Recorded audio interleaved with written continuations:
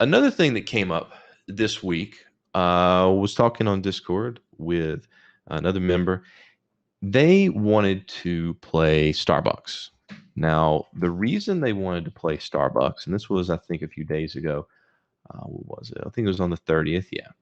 So again, Starbucks is kind of in a very choppy consolidation, and they wanted to play Starbucks because they like Starbucks.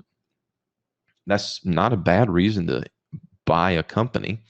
It's called cupboard investing. Where it gets that name is people, or excuse me, mothers buying Campbell soup because they have a lot of Campbell soup in their cupboard. By the way, I actually find Campbell soup's price action very interesting down here. It's holding this level. You know, if it breaks below it, it's going to be bearish. But so far, earnings dipped it down to this level. Boom, boom, boom. Multiple holds of the level. I was looking at this today, actually. So something of note. But anyway, back to Starbucks. So they were looking to buy an option, buy calls on Starbucks because they wanted to be bullish about the company. Okay. What you have to think about if you want to play options in a stock is you need to have a sudden movement, because options, naked calls, let me rephrase that. Single calls or single puts are going to have a time element. We're not going to talk about verticals. We're going to keep looking if you just buy a single call or a single put, as lots of people like to do, especially in the last year with weekly options, the Robinhood fad. In order to make money, you need a big move quickly. And for that to happen, you need some kind of a reason. Now, I say reason because it can be fundamental or it can be technical. I'm very encouraging people to use technicals and then use options as your vehicle to express your technical idea. That's fine with me. I like it. But you got to ask yourself, if you're worried about this chart in particular. This is Starbucks. You know, they're selling coffee every day. People have a routine. They're going to work. They stop by Starbucks. They get their coffee on the way in. Maybe they go there for lunch. Maybe they're people that can drink coffee before bed. I wish I could, but I can't. So their business is going to be rather constant. How are they going to sell more coffee? Well, that's a good question. You know, they can market it, they can release new products. Everyone knows they love the pumpkin spice latte towards the fall of the year, but we already know this. The market already knows this is already priced in. So you need a sudden change in the stock to get it to move.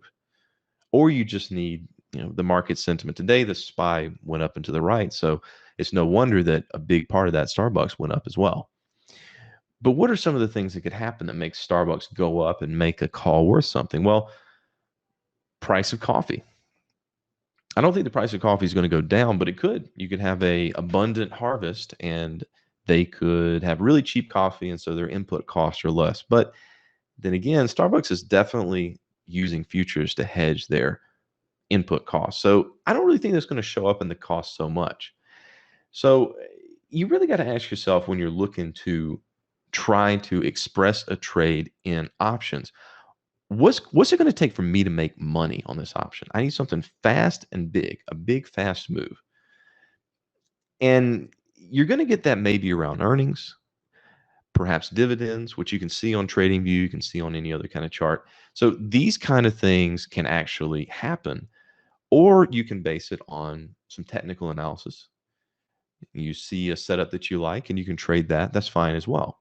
And you're just using an option to express that idea. But you have to be very careful about your expiration choice. If you choose it too soon, it's going to expire before it plays out. You choose it too long, you're not going to get the benefit of the movement. So it's very tricky. Let's put all that to a side. Let's say that you like a company. You're going to keep buying Starbucks coffee because you love Starbucks coffee. Buy the stock. Buy the stock. Then you're going to get the dividends, which is a little money back. Consider that a refund for all the coffee that you buy, because they do pay not a great, but they do pay a dividend. Put it in a dividend reinvestment. come back in 10 years and see if you don't have more money than what you would have spent on that call. A lot of people are trying to get rich quick off stocks. There's nothing wrong with liking a company, but there is something wrong with buying an option because you like the company, because you need more than just a like of the company to make that option money for you. If you like a company, if you think they're going to be around for 10 years, this is one of the key things when people ask me, is this a good buy or is it a stock? I'm not going to take the time to go to the PEs. I had someone on Twitter mention something to me about the, I can't even remember, some other fundamental that I looked at. If you can show me that PE ratios still work for valuations, then I'm gonna adopt them into my trading. But in the last couple of years, not so much. I like technical analysis. That's what I'm gonna look at. But the single fundamental thing that I ask people to think about when they're looking at companies to invest in is, do you think this company will be around in 10 years? It's just that simple. Google, is it going to be around in 10 years? Probably. It's in everyone's pocket. Mine, or if it's not Google, it's Apple. Is Apple going to be around in 10 years? Probably. Is Facebook going to be around in 10 years? Sometimes people kind of wonder about that because, tech companies, MySpace, and all these kind of things kind of have a tendency to fall off. But for right now, they're here. Starbucks, is it going to be around in 10 years? Well, they're selling an addictive drug. Pretty good chance of that. So